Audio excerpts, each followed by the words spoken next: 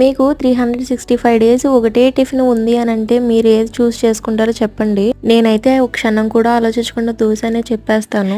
దోశల్లోకి chicken కూర తింటారు, చట్నీ తింటారు, పచ్చళ్ళు తింటారు. కానీ ఎప్పుడైనా బంగాళదుంప కూర తిని చూసారా? అదే సాహసం ఇప్పుడు నేను చేద్దాం అనుకుంటున్నాను. దోశల్లోకి బంగాళదుంప కర్రీ ఎలా ఉంటుందో టేస్ట్ చేద్దాం అని చెప్పి అదే కర్రీ నేనైతే చేసుకుంటున్నాను. ఎలా ఉంటుందో తెలీదు. 2 గాజులు అమ్ముకోకుండా ఉంటే చాలు. నా వంటలు చూసి మా అమ్మకి జలసీ వస్తుంది అనుకుంటా. నన్నైతే తిడుతుంది. పిచ్చి పిచ్చి వంటలనే వండుతావేంది పిచ్చిదానా అని చెప్పి. జలసీ పీపుల్ అంతేలే అని చెప్పి అవేం పట్టించుకోకుండా ఎప్పుడు చేసే విధంగా కాకుండా కొంచెం వెరైటీగా ట్రై చేశాను. ఈ దోశలకి ఏమైనా తెలీదు. నిన్న మహేష్ బాబు లాగా వచ్చిన దోశలు ఈ రోజు సంపూర్ణేష్ బాబు లాగా వస్తున్నాయి. ఇప్పుడు ఈ దోశలు రాకపోతే పిండి అమ్మిన వాళ్ళతో గొడవ పెట్టుకుందాం అనుకునే లోపు మా అమ్మ వచ్చి నెత్తి మీద ఒకటి పీకి దోశ పెన్నం మార్చింది. అవన్నీ కిచెన్ మిస్టేక్స్ లేండి.